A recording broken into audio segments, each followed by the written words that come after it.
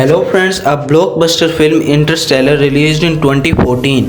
In this film, space-related concepts such as black holes, wormholes, alien planets are depicted in a scientifically accurate way. But perhaps the most shocking scene is at the end of this film. When in the climax, the main character of the film, Cooper, falls into a black hole. In the film, the name of the black hole was Gargantua, and the Cooper falls into the black hole with his spacecraft. Initially, everything was black around him, but as he falls deeper, he notices some grain-like particles. These particles hit his spacecraft and cause scratching on it. There were some flashes of light, some sparks, and his spacecraft catches fire. He was forced to eject from his spacecraft and he kept falling into the black hole. And suddenly he found himself in a five-dimensional space, a five-dimensional tesseract. It was a mind-boggling experience, a place where he could communicate with his past self by using gravity. Seeing this scene, you might have wondered if it is actually possible. Does this actually exist in a black hole? If we fall into a black hole, what will we see? Let's try to answer all these questions in this video. Black holes remained largely unknown until the 20th century. A black hole is a region in space where the force of gravity is so strong not even light can escape. From the outside, you can't tell what is inside a black hole. Black holes haunt our universe, dark centers of gravity that swallow everything in their path. Let's begin with the beginning of story. The history of black holes is not very long. 100 years ago, no one knew about the black holes. Because of the Einstein's theory of relativity, black holes were later discovered. There are two parts of this theory, the special theory of relativity and the general theory of relativity. The special theory of relativity, published by Einstein in 1905, tells us how speed influences time. If you are in a spaceship that is going very fast, if the speed is too high, time will slow down for you, relative to the people not on the spaceship back on Earth. The word relative is very important because when you are in a spaceship, you would not feel the time slowing down. You would think that the time is flowing at the same speed as it normally does. But when you will get back on Earth, you will find out that there was a difference in the flow of time. This is known as a kinematic time dilation.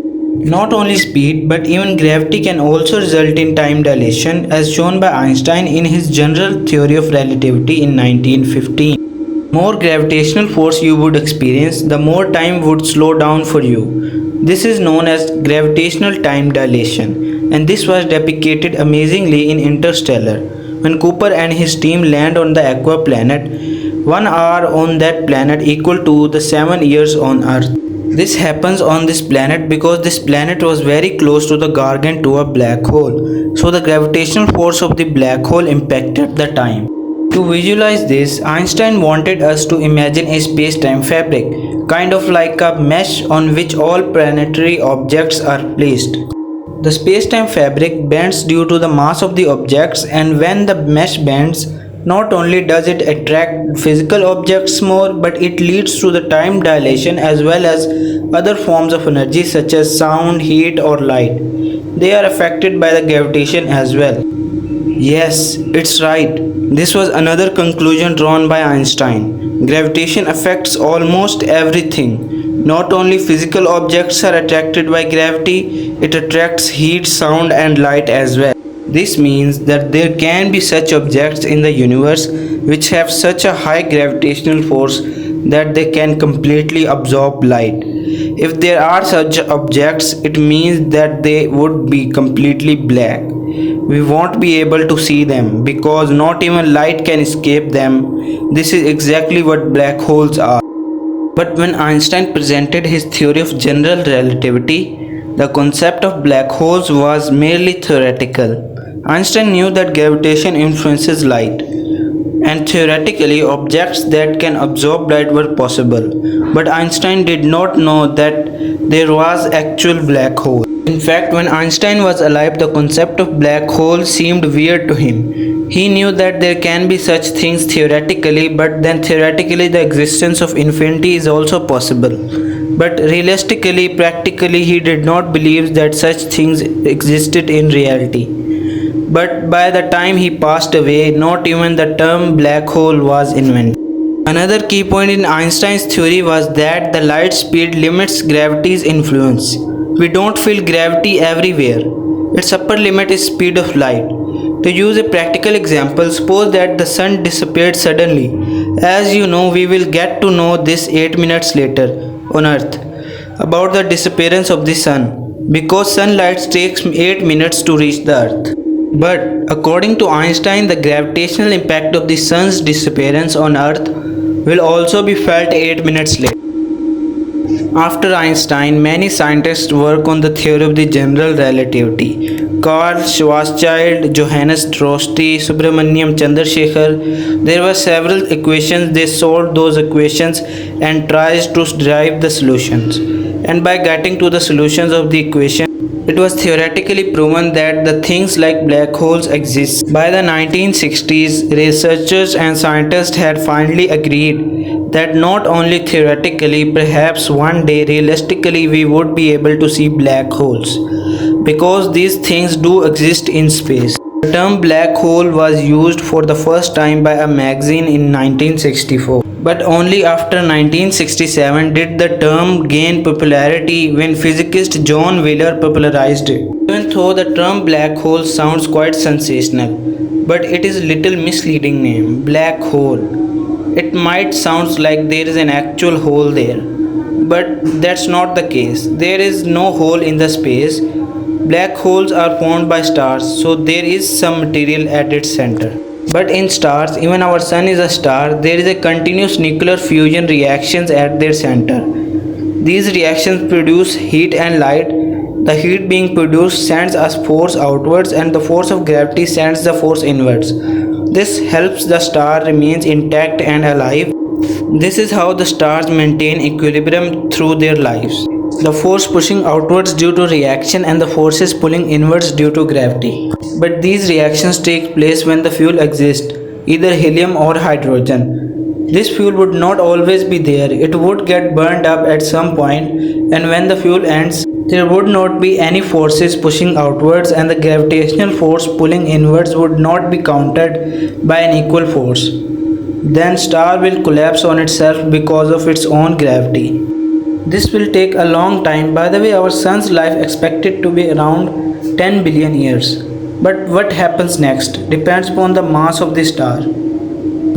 Let's look at the chart of the life cycle of a star. If it was a small or an average sized star, it turns into a red giant. After that, it can become a planetary nebula or a white dwarf. But if it was a huge star, when it runs out of fuel, it cools down and turns into a red supergiant. And then the supergiant bursts and turns into a supernova. After this, a tiny core remains. If the core is tiny, it is called a neutron star, but anything bigger than that, we call it a black hole. Basically speaking, the mass of the star after its collapse due to its gravitational force becomes small and condensed.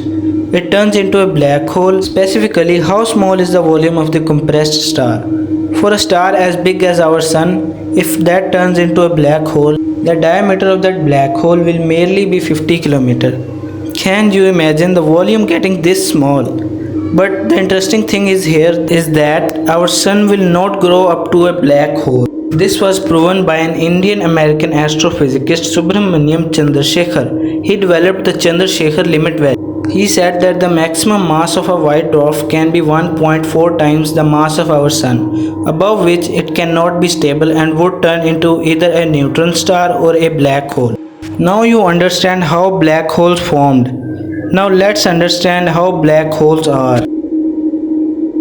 There are mainly 3-4 types of black holes. The first is stellar black holes. It is most common type of black holes. The black holes that were created from stars. And the scientists estimated that in our Milky Way galaxy there are anywhere 10 million to 1 billion such black holes. Then there are primordial black holes. These black holes are as small as an atom, but their mass is like that of a mountain. It is an assumption that they are as small as an atom. These black holes are merely theoretical, hypothetical. We actually don't know much about them. The third type of black hole is the supermassive black holes. These black holes are enormous, so big that their mass is more than that of 1 million suns combined. Scientists believe that at the center of every major galaxy there is a supermassive black hole. Supermassive black hole at the center of our Milky Way galaxy is called Sagittarius A, and the black hole in the film Interstellar that was named Gargantua was also said to be a supermassive black hole. Additionally, scientists believe that there may be fourth type of black hole too. It cannot be said for sure, but the fourth type of black hole will be intermediate black holes. That lies somewhere between the size of stellar and supermassive black hole, although no proof of it has been discovered yet. One thing you have seen in film Interstellar and the photos that you have seen till now of black holes and your interpretation of them. The black holes is not like a big black ball that sucks everything around it. Black holes look somewhat like this. The first thing you would notice in this photo is the orange colored ring that formed around the black hole. It is known as accretion disk. It is an important feature of a black hole. As you know, the gravitational pull in the black hole is very high.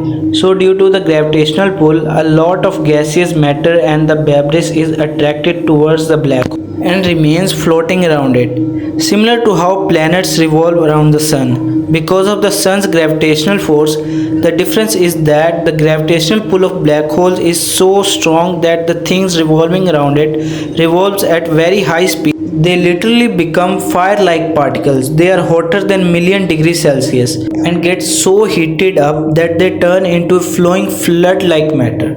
The closer they get to the black hole, faster they revolve around it. The particles revolve so fast that they get rubbed together and compressed. This causes them to start glowing. They emit electromagnetic radiations which are mainly X-rays. This accretion disk was depicted very accurately in the movie. The only thing they got wrong was that it isn't actually orange. Human eyes cannot see X-rays. X-rays lay outside the spectrum of visible light. We simply represent it in an orange-yellowish color so that we can represent it. The real color of the disk would be closer to blue. In 2019, the first photo of the black hole was taken. Even in this photo, the yellowish-orange color was used. One thing that you can clearly notice in the photo that you might not notice in the movie. The particles on one side are brighter than the other side. There is a simple reason for that. The particles spinning towards us seems brighter to us and the spinning away from us seems dimmer. This is due to the Doppler beaming effect. When you see the real photo of this black hole, you can look at this blurred photo and interpret the direction of the spinning particles. The area that is brighter is coming towards us and the dimmer area is going away from us. Coming back to the image from the movie, another interesting thing you would notice is that accretion disk gives off an optical illusion due to gravity.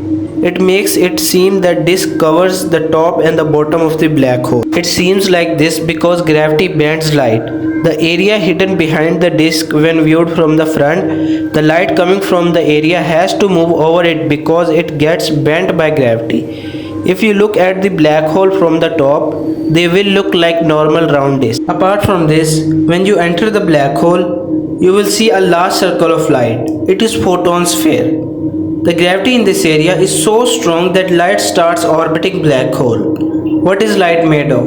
Photons. The photons start orbiting black hole. This means that if you reach this area of a black hole alive, it is theoretically possible to see the back of your head, since light is traveling in a circle in the formation of a ring, and after that is the boundary of the black hole. This is known as event horizon. It is considered a boundary because after this point, gravity is so strong that even light cannot escape. If not even light can escape it, then how would a human can? In the film Interstellar, it is shown that Cooper's spacecraft continues falling into a black hole, crossed the event horizon, and suddenly he reaches a 5-dimensional space.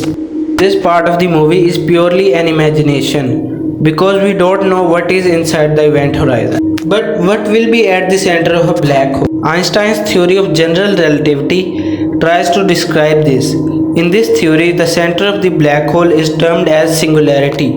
Singularity is the region of the black hole, the center where the curvature of the spacetime is infinite. Do you remember the mesh that I talked earlier in the video? The heavier the object, the more mesh of the spacetime will bend. In the case of a black hole, this is bent so much that it stretches infinitely. As we know from the theory of the relativity, time, energy and everything is affected by gravity. With the increase in the gravitational force, time keeps getting slower infinitely. But what it mean for time to get slower infinitely? Does it mean that if you go inside a black hole and if you ever could get out of it, the universe would have ended for the rest of us? We don't know all this. We can only make theories. The thing that we have seen for sure about the black hole is this single photo. This photo is taken by Event Horizon Telescope on the 10th April 2019. This proved the existence of the black hole practically. One thing is for sure, if you fall into a black hole, the chances are that you will disintegrate into pieces due to the gravitational force. You will die in milliseconds.